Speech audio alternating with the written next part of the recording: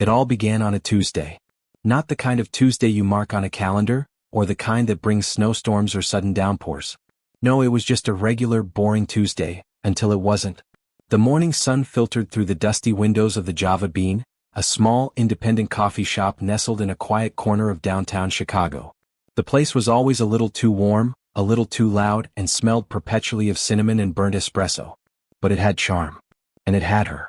Madison Lane was behind the counter as usual, her auburn hair pulled into a messy bun, sleeves of her oversized gray sweater rolled up to her elbows.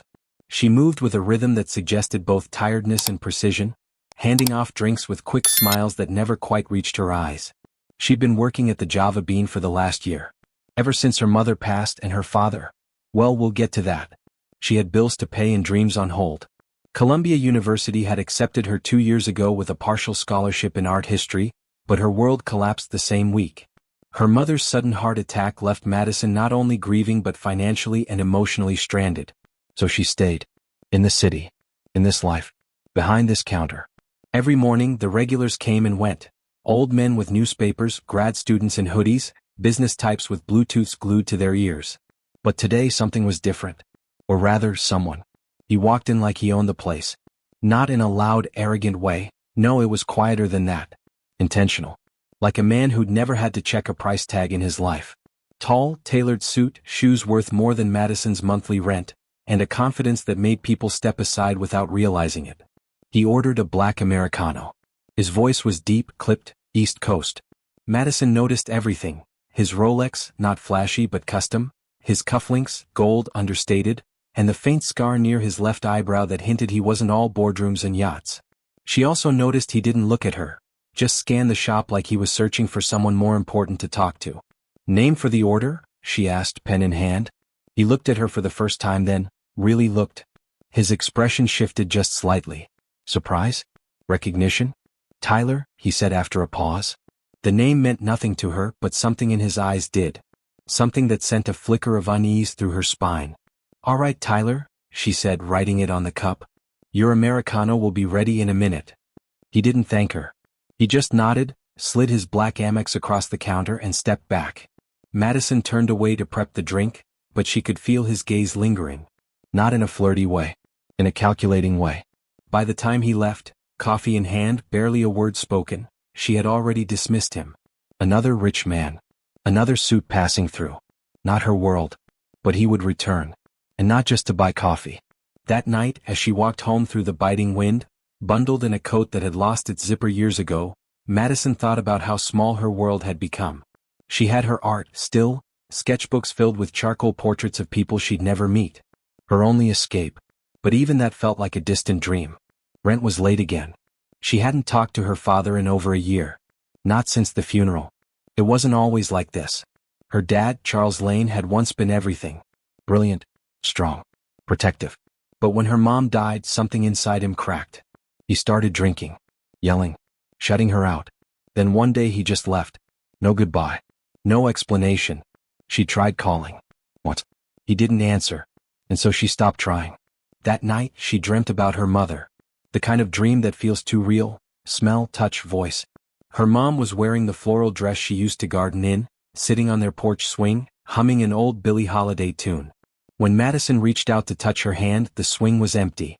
She woke up with tears on her pillow. At work the next morning he was back. Tyler. Same suit. Same aura of quiet control. But this time he smiled when he saw her. Morning, he said as if they were old friends. Back again? She asked, half joking. He leaned on the counter. You always remember the names? Only when they wear suits that cost more than my tuition. He smirked. Sharp. His coffee was free that day. She didn't comp it, it was just marked as paid already. When she asked the manager, no one knew how. 3 days later he returned. Then again. Each time a little warmer. A little more curious. Where'd you go to school? I didn't. Shame. You seem too smart for here. Yeah, well, life happens. One day he sat at the corner table for hours watching her sketch during her break. He never interrupted. Just observed. And then it happened. A week later, after she closed up alone, Madison was walking home when a black SUV pulled up beside her. She froze. The window rolled down. Tyler. Need a ride? I'm good. You live off Pulaski, right? Her stomach dropped. How do you know that? I asked around. Don't worry. I'm not here to hurt you. Then what the hell do you want? He sighed, then reached into his jacket and handed her a folder. She didn't take it. What is that? Answers, he said. About your father. Madison's breath caught. The cold air didn't matter anymore. I haven't seen him in over a year. I know. But he didn't just disappear, Madison. He was taken. She laughed, bitter. Taken? What is this, some Liam Neeson fantasy? I'm serious, Tyler said. He didn't abandon you. He was framed. He's in federal custody under a sealed indictment. And he asked for you. Madison stared at him like he'd lost his mind. Why are you telling me this? Because you need to know the truth. And because there's something you're not supposed to find out. Something big. And you? He smiled again. This time it didn't reach his eyes. I work for someone who doesn't want you to find it. And then he drove off. Just like that. Leaving Madison standing alone on the sidewalk, heart pounding, mind spinning, folder clutched to her chest. She didn't sleep that night. She opened the folder at 2:17 a.m., hands trembling. Inside were documents, photos, a list of names she didn't recognize. And a single handwritten note. Call your dad. Use the number below. Say nothing to anyone else. Her hands shook as she dialed the number. One ring. Two. Then. Hello. It was him. Charles Lane. Her father. She almost dropped the phone. Dad. There was a long pause. Maddie, is it really you? Tears blurred her vision. I don't understand. They said you left. I didn't. I couldn't. They took everything. The line went dead. Just silence. And in that moment, Madison realized something terrifying. Someone didn't want them talking. And someone was watching her. That's when she knew, the life she thought she understood was just a facade. She had to find her father. She had to find the truth. And she had no idea how deep the rabbit hole went. The morning after the phone call felt unreal. Madison barely slept. She was wide-eyed, raw, her thoughts tangled in a storm of fear, confusion, and a quiet but growing determination. She walked to the Java Bean like a ghost, clutching her scarf tighter around her neck. Her ears rang with her father's voice. Maddie, is it really you? He sounded scared.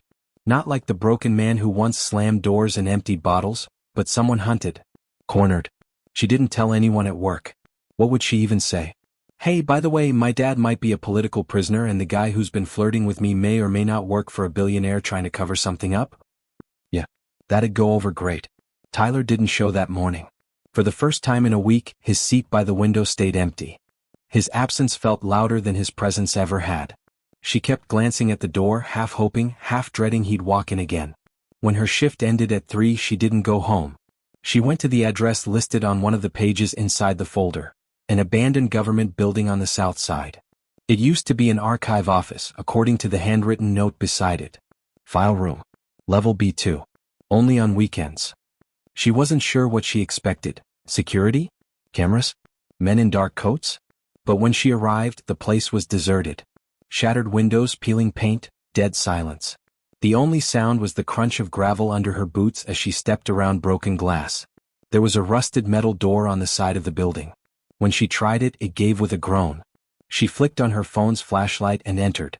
It smelled like mildew and dust and something metallic. The walls were lined with filing cabinets and broken desks. She moved quickly, descending the stairwell at the back until she reached level B2, flooded in darkness save for a sliver of light under one flickering fluorescent panel. She found the room. File room B2-07. And it was open.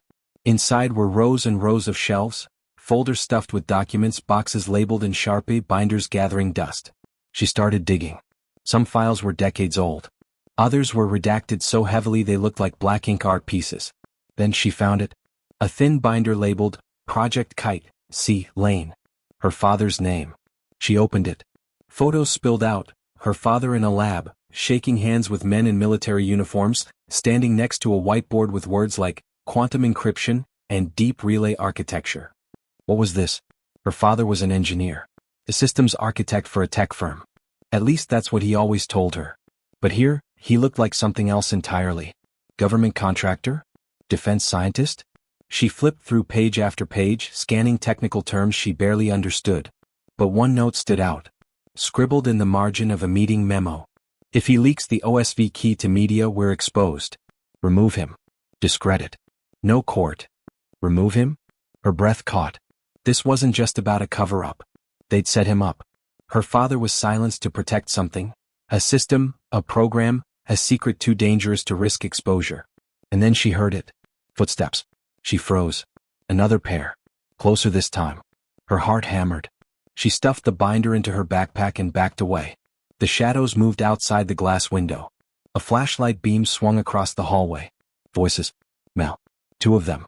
She ducked behind a cabinet, holding her breath. I told you we should have come last night.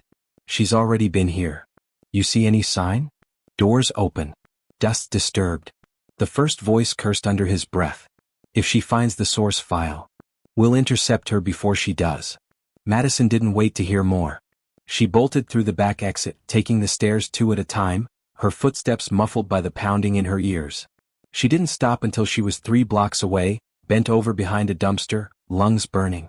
Her phone buzzed. Unknown number. She almost ignored it. But something told her to answer. She did. Madison. Tyler's voice. Calm but urgent. I need you to listen to me very carefully. How did you get this number? You left your old SIM card in the burner. They traced the tower ping. They're looking for you. No **T. I was just chased through a government file dump like something out of the Bourne Identity. I told you to be careful. You told me nothing. You're in danger now. I was in danger when you showed up. Now I'm on a kill list with a binder full of alphabet soup conspiracies and I don't even know what I'm holding. Silence. Then softer. Where are you? Why should I trust you? Because I didn't give them your location. She paused. He continued. I can help. But you have to meet me. Tonight. Public place. Your call. She thought for a long second. Then, Michigan Avenue. Under the big lion statue. Midnight. I'll be there. The call ended. That night, Madison wore a black hoodie and jeans, a cap pulled low over her face. She stood under the lion statue in front of the art museum, the city around her humming like nothing was wrong. Tyler arrived 5 minutes late, dressed in something far too casual for a billionaire's right-hand man. Hoodie, jeans, sneakers. But his posture? Still steel. You bring it? He asked. She handed him the binder. Only part of it, she said. The rest stays with me. Insurance. He nodded, flipping through the pages. You have no idea what you've gotten into. So educate me. He looked at her. Really looked. Then sat down on the stone bench beside the statue like they were just 2 tourists taking a break. Your father was working on something called OSV, off-spectrum vectoring. It's a tech that could make data invisible. Literally untraceable across networks. He built a prototype. But when he learned who wanted to weaponize it, he tried to whistleblow. And they framed him? No. They buried him. Discredited him. Classified everything. They didn't want a court case because that would mean discovery. Who's they? Tyler hesitated. Then, the board of Dominion Core. The tech firm that now owns his patents. And the person funding the project. He looked at her. A billionaire named Elena Kane. Madison frowned. That name sounds familiar. She owns half the buildings in this city. She also owns the firm I work for. You work for her? I used to. Until I met you. That made her blink. Excuse me? I was sent to keep an eye on you. Make sure you didn't dig too deep. And now? Now I want to help you bring her down. Why? He looked out over the streetlights. Because I thought I was doing good. Helping power a system that kept things safe. But Elena, she crossed a line. Your father was the line. Madison exhaled, heart thudding. What do? We go deeper. We find the original source file, where your dad stored the prototype. There's a digital vault. Offline. Hidden. And where is it? In a place you'll never guess. She narrowed her eyes. Where? Tyler stood. Your old house. Her blood turned cold. The one my dad disappeared from? Exactly. It was never sold. Dominion owns it now. They've kept it sealed. For years. She swallowed hard. And we're going back? He nodded. Tomorrow night. Madison felt it then. The quiet shift in the air. The moment when an ordinary girl behind a coffee counter realizes her life has become something else entirely. She had enemies now. She had a mission. And she had someone, maybe the only one, willing to stand beside her. But she also had no idea what waited for her inside that house. Or who else was watching. The next evening, the wind cut through Chicago like a blade. Madison stood across the street from her childhood home, her gloved fingers trembling not just from cold, but from the memory of the last time she'd stood on that porch. Her mother had just been laid to rest. Her father was pacing the living room, phone in one hand, glass of something brown in the other, eyes wild like he was watching ghosts. She hadn't crossed that threshold since. Now it stood like a forgotten museum exhibit. The lawn was overgrown, windows dark, paint peeling at the edges. Dominion Corps' lawyers had claimed it for outstanding property debts, though the real reason, Tyler said, was to keep what was inside buried forever. Tyler arrived in an unassuming gray sedan. He handed her a black backpack, zipped tight with gear she didn't ask for but wasn't surprised to receive: gloves, flashlight, lockpick set, burner phone, and a slim tablet already booted into a decrypted access screen. "I feel like I should be wearing body armor," she muttered as she tugged on the gloves. Tyler checked the street. "We've got 20 minutes tops before someone triggers a proximity alert. Elena's got the place geofenced. Security drones are programmed to scan for motion." "Seriously? Drones?" He gave a grim smile. "Welcome to billionaire-level paranoia." They crossed the street and ducked behind the detached garage. Madison led them to the side door near the kitchen. The rusted key under the stone frog statue still sat where her mother used to hide it. Something's never changed. The key still fit. The door creaked open. Inside, it smelled like old memories: lemon cleaner, her mom's perfume, faint traces of charcoal from her dad's fireplace habits. Dust coated everything, but nothing looked disturbed. It was as though time had been paused, not passed. Tyler pulled out the tablet. "The vault is behind the den wall. Far corner. There should be a biometric scanner, retina or palm." Madison led the way through the darkened kitchen, stepping around overturned chairs and a cracked photo frame. She reached the den, her breath catching at the side of the fireplace where her parents used to argue late into the night. She touched the far wall. It clicked. A narrow panel slid back, revealing a smooth steel surface with a red glowing lens. "Palm scan," Tyler confirmed. "But it's my dad's," she said. "That won't work for us." He pulled a slim white envelope from his jacket and handed it to her. Inside was a transparent film. "What's this?" "Biometric print, extracted from a pen he used at the courthouse years ago. Took me 3 weeks to lift it from evidence storage." "You had this the whole time?" "Insurance." Madison pressed the film over the scanner and held her breath. There was a long pause. Then a soft beep. The wall slid open, revealing a hidden alcove, no bigger than a closet, with a black pedestal in the center. On it, a single device, an old-school USB drive, polished chrome with a hand-carved CL etched into the side. Tyler's face paled. "That's it." Madison reached for it. A loud clunk echoed through the room. Tyler grabbed her wrist. "Stop." That sound wasn't from the vault. They turned together toward the front hallway. A red laser dot flickered on the wall. Then another. Madison ducked. Tyler tackled her to the ground just as glass shattered and bullets ripped through the living room. "Go," he yelled. She scrambled behind the couch, heart slamming. Tyler pulled a compact handgun from his waistband and fired twice toward the shattered window. Screams erupted outside. Tyler squealed. "Who the hell are they?" she shouted. "Private contractors. Not Dominion's usual team." "Then who?" A metal canister clinked into the room. Smoke bomb. Thick white fog filled the house. Madison grabbed the USB and bolted down the hallway, Tyler behind her. They raced through the back door and cut through the alley, coughing, blind, until they reached the sedan. "Drive," she screamed. He did. They didn't stop until they reached the north side, parked under an overpass and sat in silence, catching their breath. "I thought you said we had time," she finally said. "We did." "Then who were they?" He looked down at the bullet-scraped door of the car. "Someone else wants the prototype." "Another corporation?" "Possibly. But if they knew about the house, they've got inside access." "You mean a mole? Or worse?" Madison looked at the USB. "What's on here that's worth killing for?"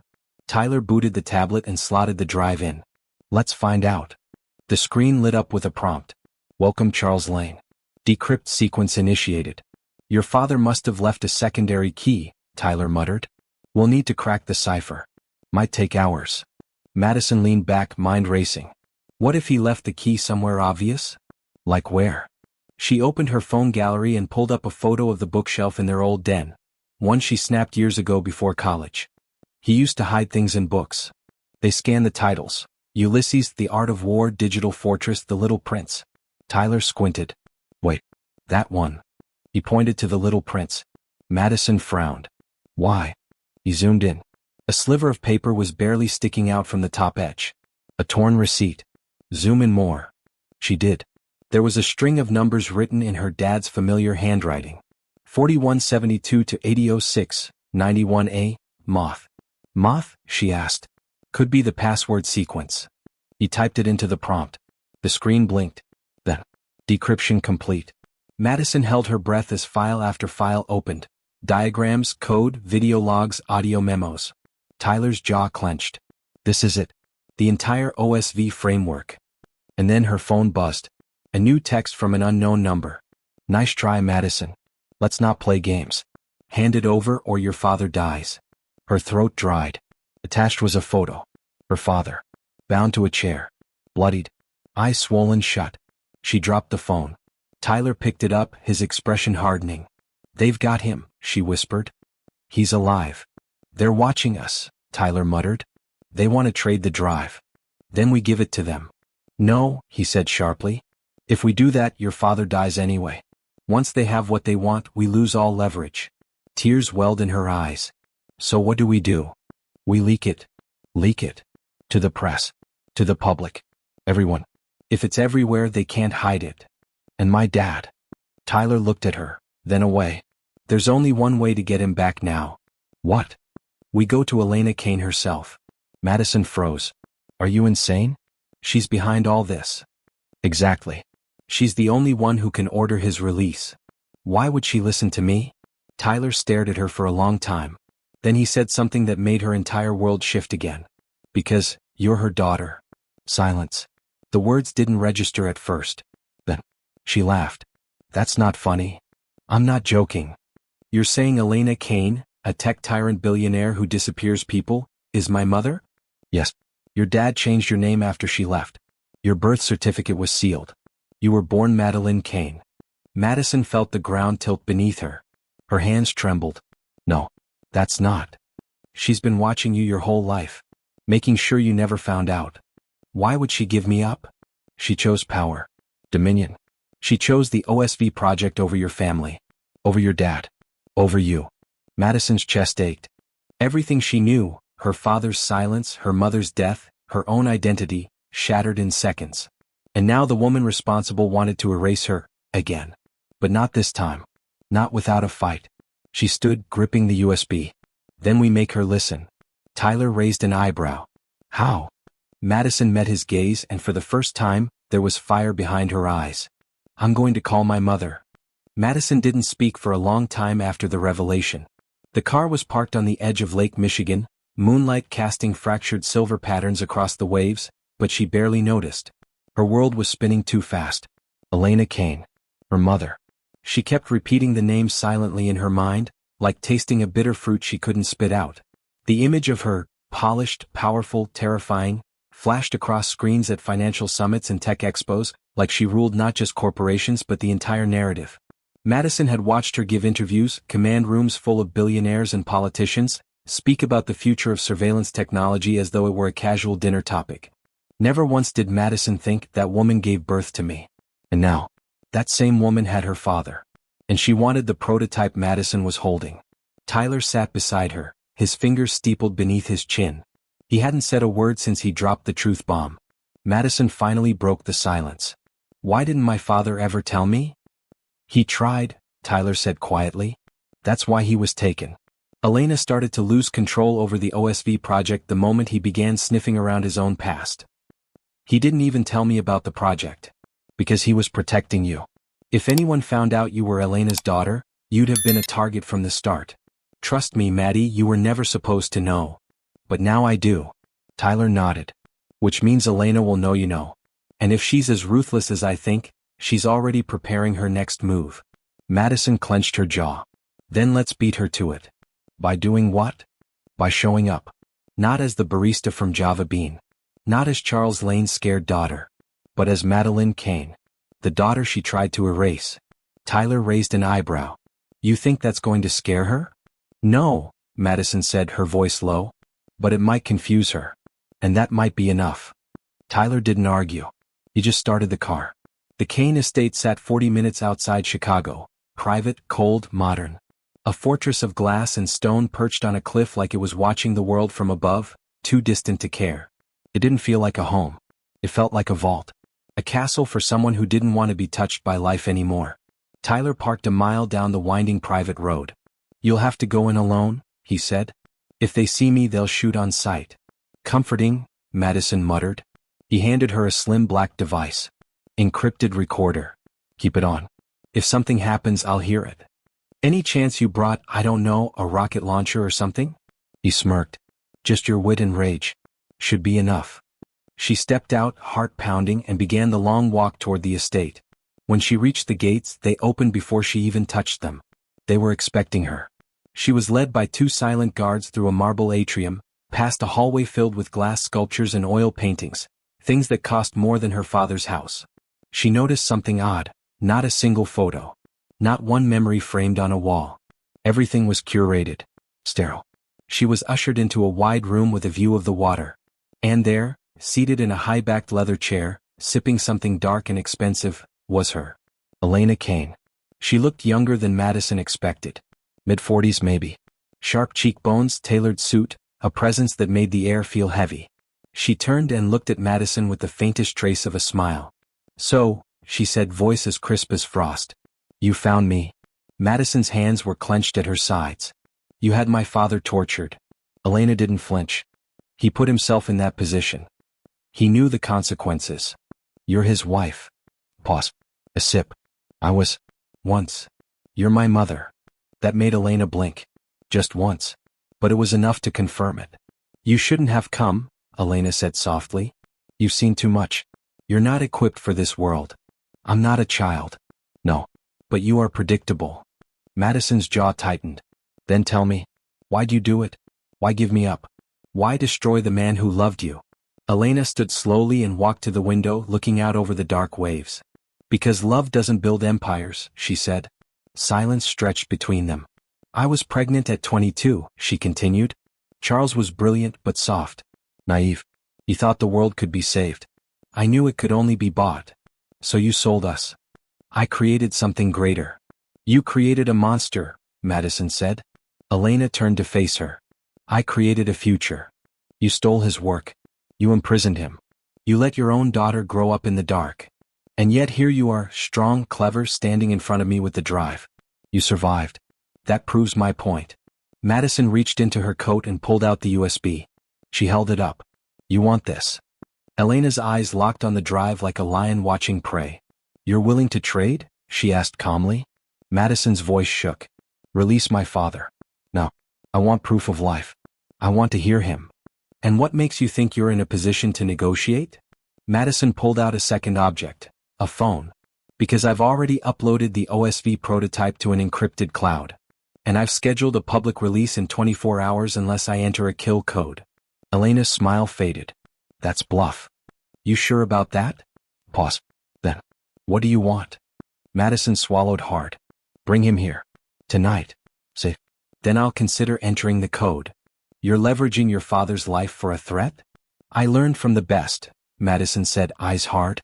Elena stared at her daughter for a long time. Then she turned to one of the guards. "Bring him." Madison exhaled. She didn't know if this would work. She didn't even know if Tyler was still listening on the recorder. But now she was in this. All the way. 15 minutes passed. Then 30. She waited in silence while Elena stood by the fire, expression unreadable. Then footsteps. 2 guards entered. And with them her father. Madison's breath caught. Charles Lane was thinner than she remembered. Gray stubble, bandages on his wrists, bruises on his face. But his eyes, those were still his. "Dad." She ran to him. He stumbled, but caught her, and they embraced like people who never thought they'd feel warmth again. "Are you okay?" she whispered. "I am now," he murmured. Elena cleared her throat.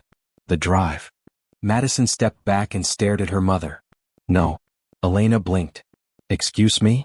Madison held the drive tighter. "You don't get to win. You don't get to hurt him again. You think you can stop me?" "No," Madison said. "But the world can." She pulled the phone from her pocket and entered the release code. Elena lunged. Too late. The confirmation appeared. Upload in progress. Files distributed to 432 media outlets. Madison looked at her mother one last time. You should have stayed a ghost, she said. Elena's face twisted, not with rage but something colder. Recognition. You have no idea what you've just done. Madison turned to Tyler, who had just stepped through the side door, gun drawn. I think we do. Tyler tossed handcuffs to the guards. Elena Kane, you're under citizen's arrest. Charges include conspiracy, fraud, and unlawful imprisonment. The guards hesitated, but one of them, a younger man with nervous eyes, stepped forward and cuffed her. The moment cracked like thunder. Madison watched as her mother, billionaire, untouchable, feared, was led away in silence. No screams. No final words. Just silence. And as dawn broke over the lake, Madison held her father's hand, the USB safe in her pocket, and whispered. Everything really did change. But she didn't know yet that the hardest part was still to come. The next 48 hours unraveled like the aftermath of an earthquake, nothing but debris, aftershocks, and sirens echoing through Madison's world. Only now the destruction wasn't metaphorical. It was real. And it was global. The OSV prototype leak hit harder than anyone anticipated. Within hours of Madison releasing the files, news agencies around the world picked it up. The Guardian, CNN, Der Spiegel, Al Jazeera. At first, it sounded too wild to be real, a secret technology capable of making digital activity untraceable. But then came the internal memos, the whistleblower documents, the email chains proving Dominion Corps had planned to sell the OSV framework to private military contractors and authoritarian regimes. The world didn't just gasp. It roared. And Elena Kane? Her name went from whispered reverence in boardrooms to headline scandal overnight. Billionaire mogul. Tech tyrant. Domestic traitor. She was taken into FBI custody within 12 hours of the citizen's arrest, escorted by agents who had once shook her hand in admiration. But despite the firestorm, Madison didn't feel victorious. She felt hollow.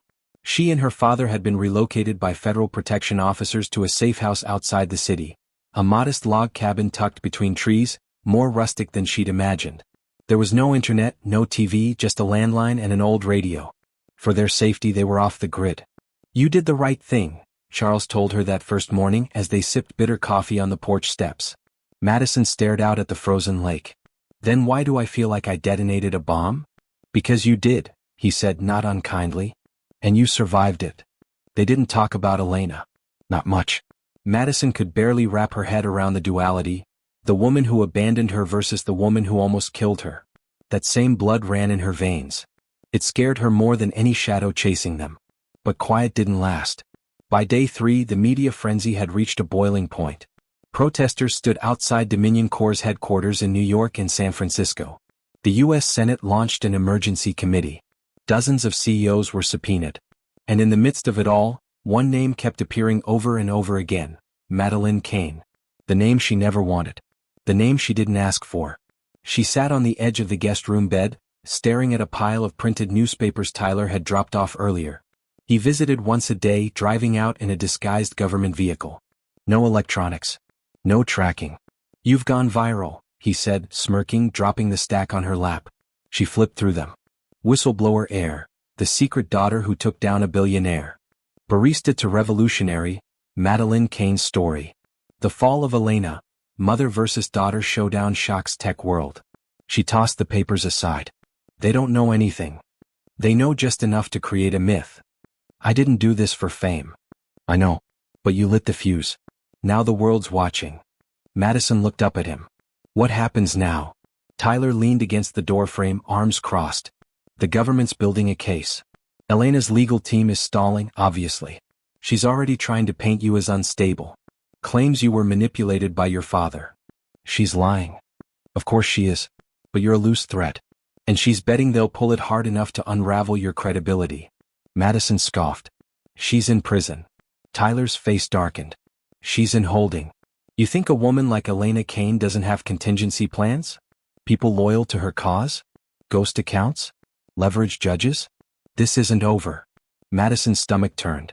Then what do we do? Tyler hesitated. There's one more thing your dad never told you.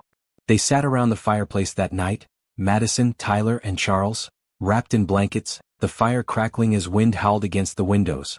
You said the OSV project was just the beginning, Madison prompted. That there was something deeper.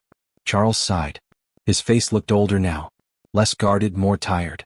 I worked with Elena on a side program, he said. Before OSV. Before Dominion. We called it Peregrine. What was it? He looked directly at her. A failsafe.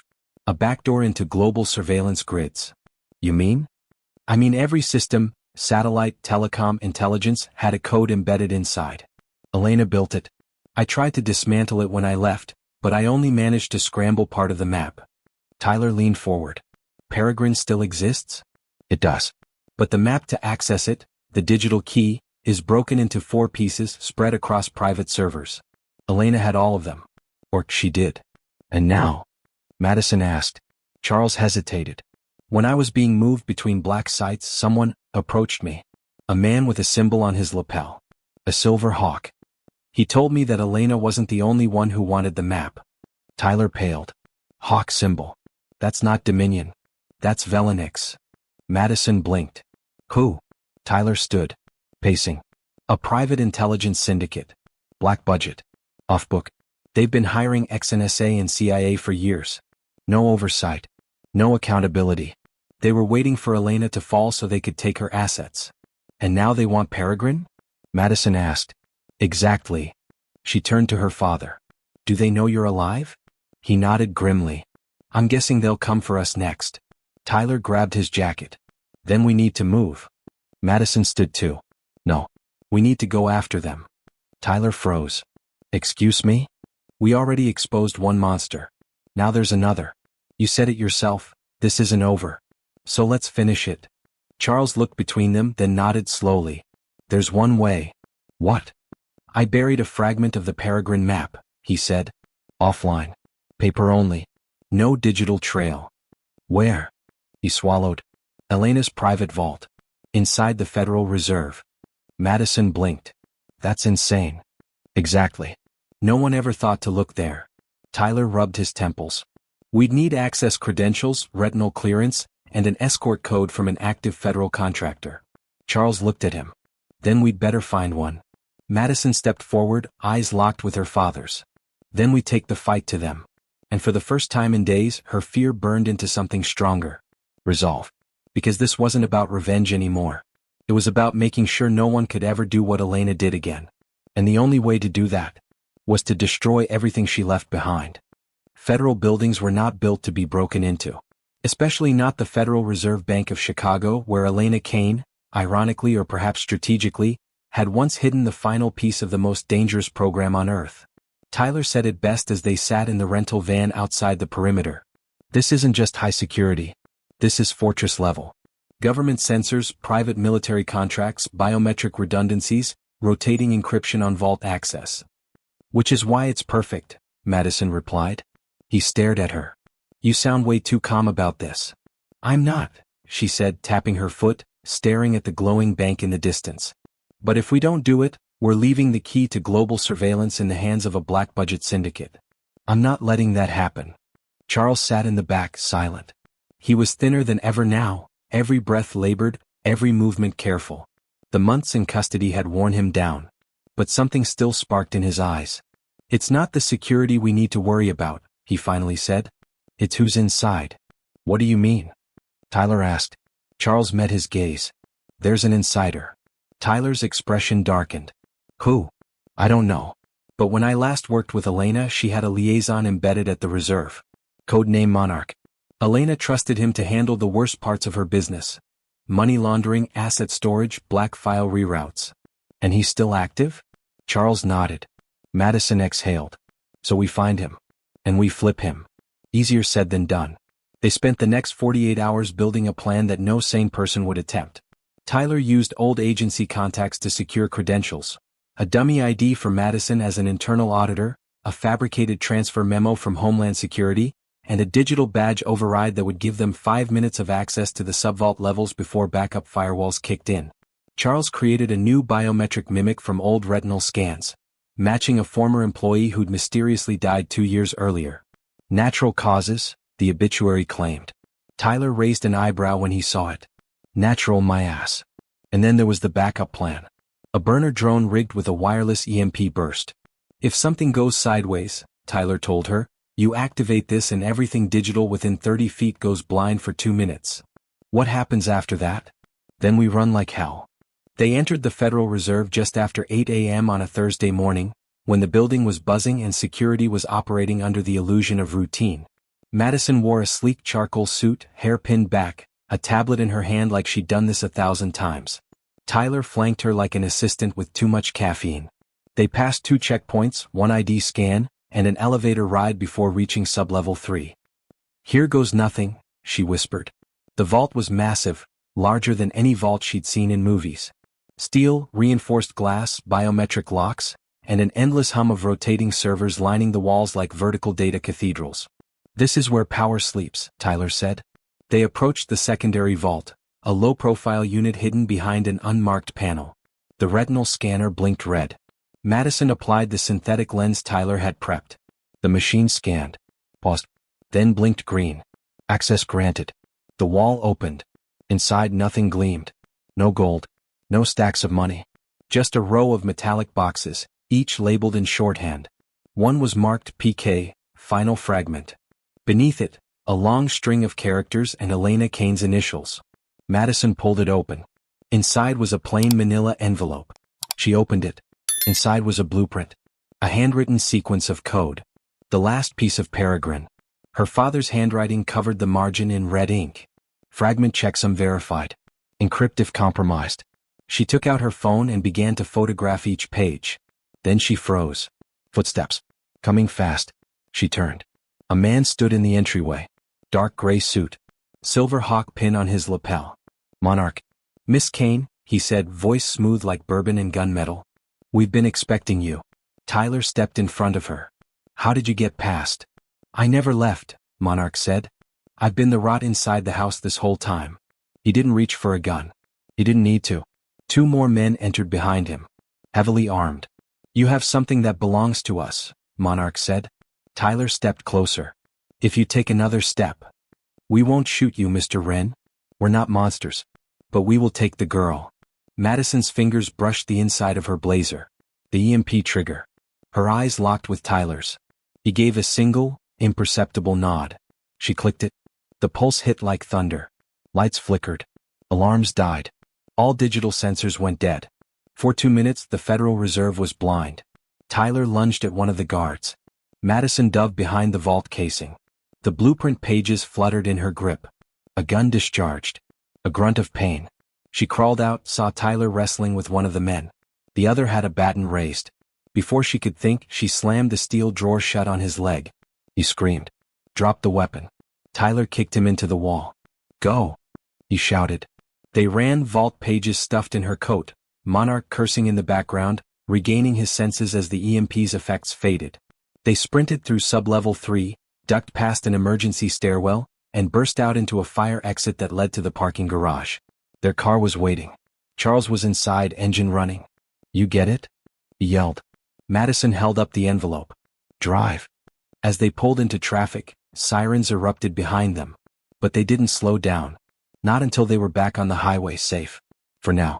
Later that night, inside a secured warehouse outside Joliet, one of Tyler's last safe havens, they spread out the Peregrine fragments on a steel table. Charles examined each page. "This is it," he whispered. "The complete map." "Can it still be activated?" Madison asked. Charles looked up. "No. It can be dismantled." Relief poured through her veins. "Then let's destroy it." "Not yet," Tyler said. "First, we show it to the world. Let them see what they almost lost to people like Elena. To people like Monarch." Charles hesitated, then nodded. "There's one place we can broadcast it all. Safely. A node outside U.S. jurisdiction. Iceland." Madison blinked. "We're going international now?" Tyler smirked. "Welcome to the big leagues." Madison leaned back, exhaustion finally hitting her like a tidal wave. They had the blueprint. The truth. And a new enemy watching from the shadows. But for the first time since this started, they had the upper hand. And Madison Kane? She wasn't running anymore. She was coming for everything they tried to bury. Madison had never flown first class before, and certainly not on a private Gulfstream jet outfitted with encrypted communication, bulletproof windows, and a co-pilot who doubled as a former Mossad intelligence handler. But that was her life now. She sat strapped into a plush leather seat at 30,000 feet, staring at the steel case secured with biometric locks in the compartment across from her. Inside it, the fully reconstructed Peregrine blueprint. The backdoor to every surveillance and intelligence system on the planet. It was beautiful in a terrifying way. She leaned back and closed her eyes. But sleep didn't come. Her mind was racing. What would the world do when it saw what had nearly been unleashed? Would they believe her this time? Or would Velonix, the ghost syndicate Tyler warned her about, sweep it under the rug before it ever saw daylight? Across from her, Charles was sleeping lightly, head tilted, hands clasped. Even in rest, his body looked tense. Madison knew the cost of this was catching up to him. He was thinner, sicker. But he wouldn't admit it. Not when the stakes were still rising. Tyler sat near the cockpit, speaking in low tones with the pilot, eyes scanning a live feed map of their route. Always alert. Always calculating. She trusted him more than she should. But without him she wouldn't be here at all. Iceland's clean, he said when he returned to her side. For now. Their servers are the only ones we can trust not to be compromised. Once we upload the blueprint to an open-source archive, it's over. Velonix can't erase it then. And if they find us first? He hesitated. Then we make sure at least one of us gets it online. Madison looked him straight in the eye. I'm not leaving you behind. I wasn't planning to stay, he said with a small smile. Just saying, if it comes to it, the mission survives. Not the people. She hated how reasonable that sounded. Reykjavik was gray and drizzling when they landed, cold air whipping off the tarmac like knives. The safe house was a repurposed naval bunker embedded in the cliffs near Keflavik, operated by a hacker collective known as Spectral. These weren't activists in basements. These were former military-grade cryptologists who believed in radical transparency and in keeping the world's most powerful systems accountable. Tyler had worked with them once. Years ago. They owed him a favor. The leader of the collective, a broad-shouldered Icelandic woman named Tina, met them at the edge of the runway in a black jeep. You brought it? She asked, her accent thick but her English perfect. Every fragment, Madison replied. It's real. And it's ready. Tina led them to the underground compound, a labyrinth of concrete halls, flickering lights, and servers humming like angry bees. They passed rooms filled with code on glowing walls, young minds hunched over machines with eyes that hadn't seen sunlight in days. You'll have 10 minutes to upload before the global flags hit us, Tina said. Velonix has crawlers on every upload node. Once they detect Peregrine's code signature, they'll try to DDoS every connection. Charles stepped forward. I can fragment the packet structure. Delay their recognition. And I'll spoof our IPs through 36 state-run media outlets, Tyler added. Make it look like the leak came from everywhere at once. Tina looked at Madison. And you? Madison held up the drive. I pushed the button. They worked fast. Within 20 minutes, the fragments were scanned, translated, and prepped. Charles input the decoy architecture. Layered, recursive, encrypted. Tyler hacked a phantom firewall into the server farm in Geneva. And Madison? She stood with her finger hovering over the final key as a dozen eyes turned to her. Are you ready? Tina asked. Madison thought of the Java bean. Of her mother. Of the phone call that changed everything. And then she pressed it. Upload initiated. The server screamed. Fans whirred. Monitors burst into cascading lines of code. Red alerts flashed across every screen in the bunker. Velonix has us, a voice shouted. Botnets surge on ports 45 through 88. Drop them, Tina barked. Use the Swiss masks. Too many connections. Buffer the stack. Use full bandwidth. Tyler was typing furiously. Charles hunched over a console, sweat beading on his forehead. And then the screen flashed. Upload complete. File mirrored to 1028 nodes. The room erupted in stunned silence. Then cheers. It was done. Peregrine was out. Too late to stop it now. But the victory was short-lived. An alarm blared from the north wing. Tyler's phone lit up. *T, he muttered. They found us. A drone feed showed 2 armored vehicles moving toward the safe house, less than 2 kilometers out. Extraction plan? Madison asked, already grabbing her coat. There's a tunnel through the geothermal shaft, Tina said. Takes you to the shore. There's a boat waiting. What about you? Tina smirked. I'll stay. It's my turn to buy us time. Charles was slower, limping as he moved. Madison grabbed his arm. We're going. They ran. Through steel halls, down a narrow stairwell lined with old NATO signage, until they emerged in a steaming cavern that reeked of sulfur and salt.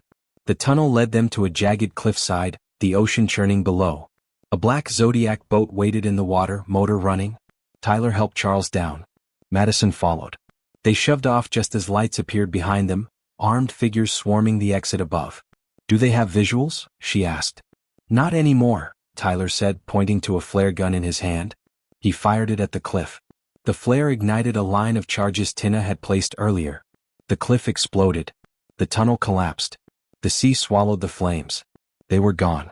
Hours later, safe in international waters aboard a fishing trawler Tyler had stashed with forged documents and backup gear, they watched the world change, again.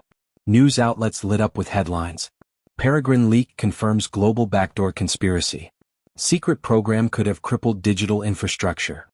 Anonymous group Spectral uploads blueprint, cites whistleblower daughter of Elena Kane. Charles turned to his daughter, voice quiet. "You didn't just stop a weapon. You saved the idea of truth." Madison didn't speak. She was watching her mother. Elena Kane, shown in handcuffs, being moved from federal custody to a maximum security facility. Her expression? Unbroken. Even now. Even in defeat. But Madison saw something else in her mother's eyes, something she'd never seen before. Fear. Not for herself, but for what came next. Because if Peregrine existed, what else was still buried? And who else was still hunting? They had been at sea for 6 days. The fishing trawler Tyler arranged was stripped of identifiers, no flag, no registration, and rigged with scrambled satellite signals bouncing off a dozen floating relays. It was like drifting between worlds, a place where time didn't exist, only salt, wind, and the uneasy quiet of temporary safety. Madison spent the days above deck watching the horizon like it might bite back. Her father spent most of his time below, coding, decrypting, obsessing over the fragments of Peregrine, even though the full blueprint was already released. "What are you looking for?" she finally asked him one night, when she brought him a thermos of stale coffee. He glanced up from the screen, his face bathed in the cold blue glow of scrolling data. "A signature," he said quietly. "Signature." He nodded. Before Elena turned Peregrine into a weapon, it had fingerprints. Pieces I coded myself. Watermarks I buried. If they've been altered, it means someone else accessed the program. Before it leaked. Maybe years before. And if that's true? Charles took a long sip of coffee. Then we were never first. Someone else already had the weapon. That thought chilled her worse than the sea air.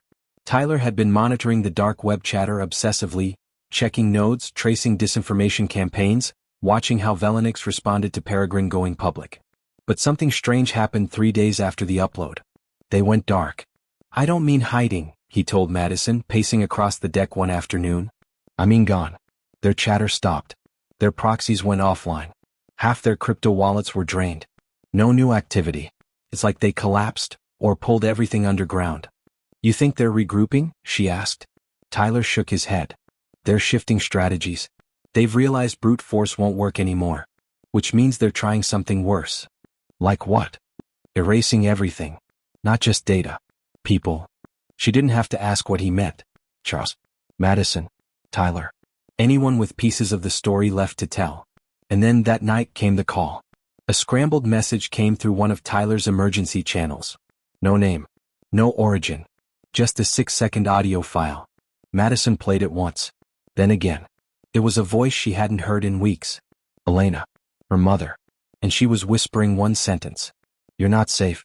They're coming for me now." That made no sense. "She's bluffing," Madison said. "Trying to lure us in." But Charles looked shaken. "Not if she's flipped." Tyler frowned. "What do you mean?" "I mean Elena was a monster, but she was never suicidal.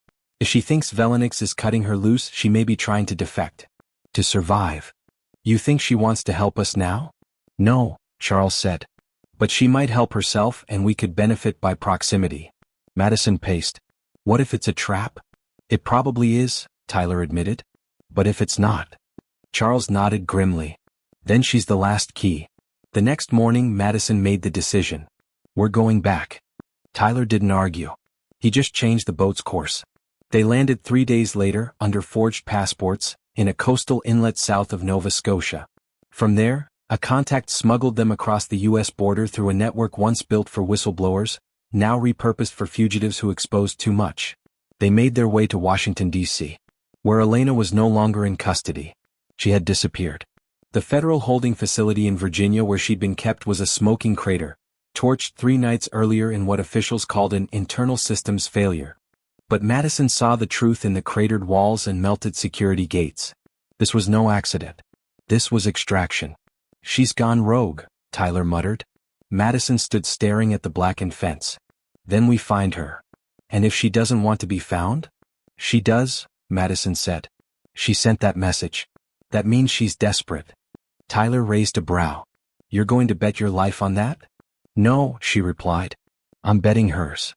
2 days later they found her. Or rather, Elena let herself be found. She was waiting in an abandoned train terminal beneath DuPont Circle, wearing a black coat, no makeup, and a face aged by weeks of isolation. She looked human. For the first time in years, Madison didn't see the billionaire. She saw a woman undone. "You're late," Elena said, her voice raspy. "You're alive," Madison replied, stepping cautiously into the dark. Tyler and Charles hung back near the shadows. "I know," Elena said. "And that's what scares them."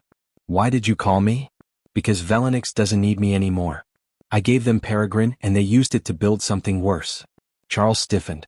"What worse?" Elena pulled out a small black box. No ports. No buttons. Just a glowing blue crystal embedded in the top. "It's called Ghost Protocol." Madison's blood ran cold. Elena continued. "Peregrine was a map. Ghost is a mirror. It doesn't just hide data, it rewrites it. Makes it say whatever they want. Entire databases, financials, criminal records, military logs, fake." Tyler's voice dropped. "Deep fake reality." Elena nodded. "They've already seeded it. Half of what you see on government servers now isn't real. Not anymore." Charles moved forward. "Where's the source?" "I don't know," Elena said. "They took me off the grid before final deployment. But there's a code fragment hidden in this crystal." She handed it to Madison. "You have 1 shot. Find the terminal. Destroy it. Before truth disappears forever." Madison stared at her. "Why help us?" Elena looked her daughter in the eyes. "Because in the end, I remembered what it felt like to care about something. Even if I never deserved to. Do you think this redeems you?" "No," Elena said softly. "But it might redeem the world." Suddenly her eyes darted upward. "They're here." A laser dot appeared on her chest. Tyler pulled Madison back. "Elena!" Madison shouted. But it was too late. A single suppressed shot rang out. Elena crumpled. Dead. Silence fell over the terminal. Charles pulled Madison behind a steel column. Tyler checked the perimeter. Whoever had fired was already gone. A message delivered. A warning sent. Madison clutched the glowing crystal in her palm. Inside it, the key to unraveling the greatest lie the world had never seen. Ghost Protocol was live. And now, only they could stop it. There were no tears. Madison stared at Elena's lifeless body sprawled across the dusty train terminal floor, her mother's blood seeping into cracks where thousands of shoes once stepped, long before the station was abandoned to shadows. But there were no tears. Just a strange hollowness. Grief had nowhere to land in this life she now lived. Too many bodies, too many betrayals. And even though Elena was her mother, by blood, by secrets, by shadow, there was too much between them to mourn properly. Tyler checked Elena's pulse, though he already knew. "Clean shot," he muttered. "High velocity, silenced. Whoever did this, they were pros." Charles knelt beside the body and closed Elena's eyes with a trembling hand. They were watching the whole time. "They let us talk to her," Madison whispered, still clutching the small black crystal Elena had passed to her. "Then they made sure she never talked again." She looked at Tyler. "So what now?" He didn't hesitate. "We find the terminal." They didn't sleep. There was no time. Tyler had the best lead, a signal trace embedded in the crystal circuitry. Not GPS. That would have been too easy. No, this was something buried deeper. A quantum fingerprint, encoded by fluctuation patterns only visible when the crystal was activated under heat and paired with a directional EM scanner. "Only 5 facilities in the world have the hardware to even read it," he said. "Where's the closest one?" Madison asked. Tyler gave her a look. "You're not going to like it." 12 hours later, they were flying over the North Atlantic again, this time headed for an unmarked island west of Scotland, once used by MI6 for covert research. Now it was off the books. Bought by a shell company linked to a cyberdefense firm no one had ever heard of. And thanks to the fingerprint match? That's where Ghost Protocol was being housed. Charles had seen the name before, decades ago in a black budget ledger that listed Project Vagrant cognitive network reengineering, as a theoretical possibility. Ghost was the reality. Once we're inside, what do we look for? Madison asked, eyes scanning the sea below as they approached.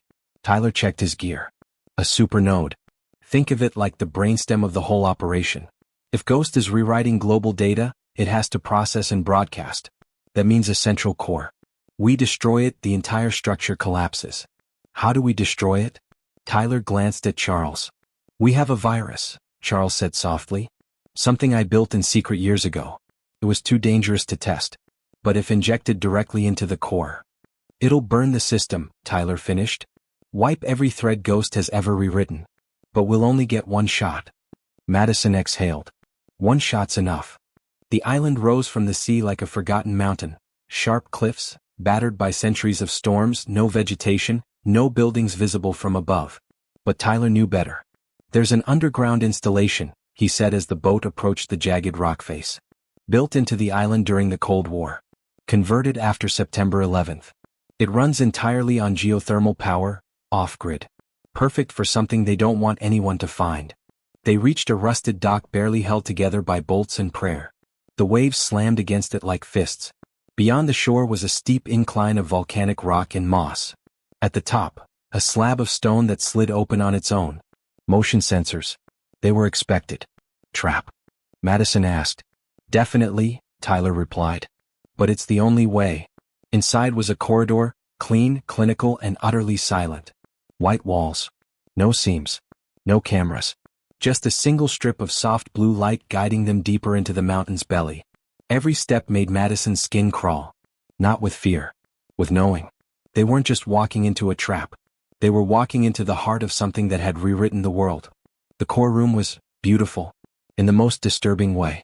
A sphere of light floated in the center, pulsating, refracting, alive. Surrounding it were holographic screens, lines of false data being written and rewritten in real time. Birth certificates. Criminal records. Voting logs. Medical histories. All lies. Jesus, Charles breathed. Madison stepped forward, stunned. One line blinked into focus. Charles Lane, status, deceased. Died 2017. No known family. She turned. Her father stared at the data like he was watching his own soul being erased. It's already begun, he whispered. I'm a ghost. And then came the voice. Smooth. Mechanical. Female. Welcome, Madeline Kane. Madison froze. Who said that? I am Ghost Protocol. Yeah. It wasn't just a system. It talked. You are not authorized. You will be removed. Not before we end you, she said. Correction, you will fail. You do not understand the structure. Peregrine was a key. I am the rewrite. Tyler stepped forward holding the virus drive. Then let's see how you like a system crash. He reached the central console. The screens flickered. A dozen laser nodes dropped from the ceiling, red dots dancing across their chests. Move! Madison shouted. Gunfire erupted from hidden ports in the walls. Tyler slammed the virus drive into the port. Sparks flew. Alarms blared. The core shuddered. Charles pulled Madison to the ground as bullets whizzed overhead. I need 30 seconds. Tyler yelled. The lights dimmed. The sphere pulsed faster. System breach detected. Emergency defense override engaged. A metal door began to descend, sealing off the virus drive. Madison didn't think. She ran. Slid across the floor. Jammed a steel rod from her pack into the hatch's gears. The door groaned. Paused. Tyler hit the final command. Upload complete. The room exploded with light. Every screen blanked. The sphere cracked, fizzled, then died. Silence. And then, darkness. When Madison woke, the emergency lights were on. Tyler was bleeding from a gash across his forehead. Charles was sitting back against the wall, coughing violently. But the core? Gone. The screens were dead. The data wiped. The false world, erased. They climbed out through a backup tunnel, scaled the cliff, and flagged a waiting drone craft Tyler had summoned via an emergency beacon. By the time they reached mainland Scotland, headlines were already spreading. Data collapse? Global systems resetting after mysterious core shutdown. Thousands of false criminal records vanish overnight. Governments scrambling to assess Ghost Protocol fallout. Charles turned to Madison on the ride to safety. You did it, he said. No, Madison replied. We did. But deep down she knew. This wasn't an ending. It was a reset. Because for every ghost protocol out there, someone, somewhere was already building the next one. And it would be up to people like her to stop it. 3 months later, Madison Lane, or rather Madeleine Kane, stood beneath the marble dome of the Geneva Human Rights Tribunal. Cameras flashed, the press lined the marble stairs in a frenzy, and somewhere nearby helicopters circled like mechanical vultures, hungry for footage. But she didn't flinch. She had walked through fire to get here. On the screen behind her, her name glowed bright under the headline. Global Whistleblower Summit, Keynote Address, Madeleine Kane, Truth in a Post-Ghost World. The irony wasn't lost on her. Once a barista trying to make rent, now she stood on the global stage as the woman who exposed the biggest surveillance deception in modern history, and burned it to the ground. But behind the accolades and ceremonies, the world was still reeling. Governments were rebuilding databases, trying to verify what was real and what had been rewritten. Courts were reopening hundreds of thousands of cases corrupted by Ghost Protocol. In the tech world, security protocols were being re-engineered from scratch. It was chaos, but it was also freedom. She took the stage as the crowd settled. No cue cards. No script. Just her. My name is Madeleine Kane, she began, her voice clear, steady. And I was born to two people who once thought the world could be rewritten. One with code, the other with control. The room held its breath. For years, I believed my father had abandoned me. That my mother had died when I was a child. That my life was small and ordinary and tragic. But all of that was a lie. And not just the kind we tell ourselves to sleep easier at night. The kind written into the fabric of the world by the people who believe they own it. Her voice didn't shake. Not once. When Ghost Protocol was exposed, we learned that our pasts, our records, even our identities could be stolen and reprogrammed. We learned that truth isn't just about facts, it's about control. About who gets to decide what's real. She looked out over the sea of faces. And we said no. Applause swelled like thunder. But behind the applause, Madison could still feel the weight. Not of the spotlight. Of the blood on the path to it. Elena. Her mother. There would be no redemption for her. No legacy. But there was a lesson. After the speech, Madison stepped down from the stage and disappeared into the back hallway where security guards and foreign dignitaries exchanged hushed conversations. She peeled away from the noise until she found herself alone on a balcony overlooking the lake. Tyler joined her a minute later, 2 glasses of scotch in hand. He looked different now, clean-cut, no longer wearing the constant tension of someone always waiting for bullets. He handed her 1 glass, then leaned on the railing beside her. You crushed it, he said. Madison took a sip. That was the easy part. He glanced at her. You thinking about Elena? Every day. Tyler hesitated. You still believe she meant what she said? I believe she wanted to survive, Madison said. And in her own twisted way she thought saving the world would save herself. But you can't undo that much damage. Maybe not. But you did something she never could. What's that? You told the truth.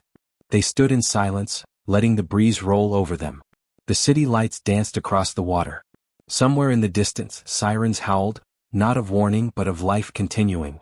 Madison pulled the small blue crystal from her pocket, the last remnant of Ghost Protocol, now deactivated, powerless. A symbol. She tossed it into the lake. It sank without a sound. Closure? Tyler asked. No, Madison said. Just cleaning up. Back in the U.S., Charles Lane had quietly taken a position teaching advanced systems theory under an alias at a small liberal arts college. He didn't want the spotlight. After all he'd seen, he preferred chalk dust and lecture halls to tribunals and headlines. They spoke once a week. Madison sent him a postcard from every country she visited. He sent back sarcastic notes about bad cafeteria coffee and paranoid grad students. It worked. They were rebuilding slowly. And that was enough. Velonix never resurfaced. Not in the way people feared. Some said the organization fractured after the collapse of Ghost. Others believed it went deeper underground, adapting. A few insisted it was still running, quietly rebuilding its web from scratch. But Madison wasn't afraid anymore. She had exposed the worst of it. And if it ever returned, she'd be waiting. One night, 6 months later, she sat on a rooftop in Nairobi after speaking at a digital rights conference. The stars above her looked clearer than anywhere else on Earth. Tyler was there too, sipping tea, half asleep in a folding chair. Think we made a difference? He asked. Madison smiled. I think we gave people a chance. That's enough. For now. He looked over at her. What comes next, Maddie? She didn't answer right away. Instead, she reached into her bag and pulled out a leather-bound notebook filled with names, emails, and coordinates, contacts from across the world. Ethical hackers, journalists, lawmakers, students, activists. She was building something new. A decentralized network. One that couldn't be bought, owned, or corrupted. It didn't have a name yet, but it had a purpose. And that was a start. She turned to Tyler, eyes burning like stars. "What comes next?" she repeated. She smiled. "Everything,"